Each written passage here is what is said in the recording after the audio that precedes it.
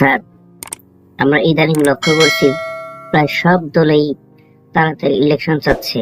এর কারণ কি? এটা খুব সহজ হিসাব। জনগণের নির্বাচিত সরকার ছাড়া সবকিছু সমাধান করা সম্ভব না।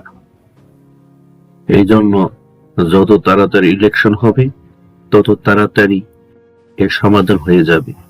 এই সরকার দিয়ে সবকিছু সমাধান করা সম্ভব নাই বলেই আমরা তাড়াতাড়ি ইলেকশন চাচ্ছি। বলে আপনারা কি মনে করছেন এটা জনগণের সরকার না, আর এই সরকার দিয়ে কি সবকিছুই পরিবর্তন করা বা সংস্কার সম্ভব না?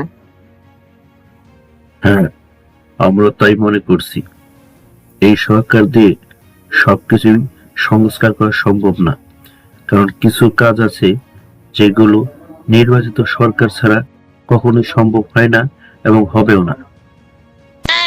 স্যার, এটা তো আপনাদের বিভিন্ন রাজনৈতিক দলের কথা, কিন্তু দেশের জনগণ তো চাচ্ছে ইলেকশন পরে হোক, আগে সংস্কার হোক। আপনি কোন দিকে যাবেন?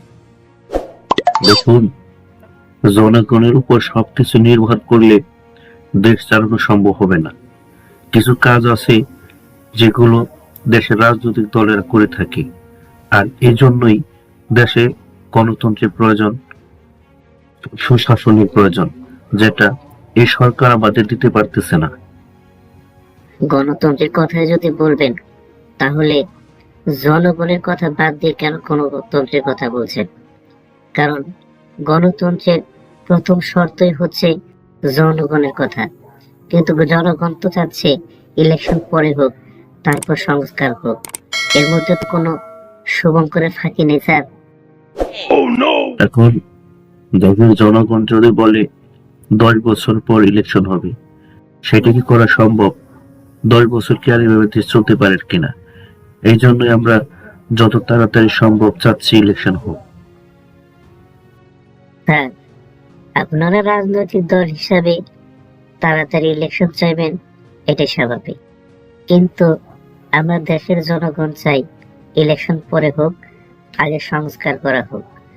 দেশের রন্ধে রন্ধে দুর্নীতি, চাঁদাবাজি, লুণ্ঠন মিশে আছে, আর এগুলো যদি সংস্কার না করা হয়, যারা নির্বাচিত সরকার গঠন করবে তারা কখনোই এগুলোই সংস্কার করতে পারবে না, কারণ তারাও এর সুযোগ নেওয়ার চেষ্টা করবে।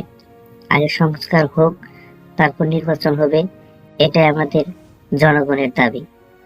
আমার মনে হয় আপনারাও যদি দেশের কথা ভাবেন, জনগণের কথা ভাবেন, তাহলে অবশ্যই সংস্কার চাইবেন।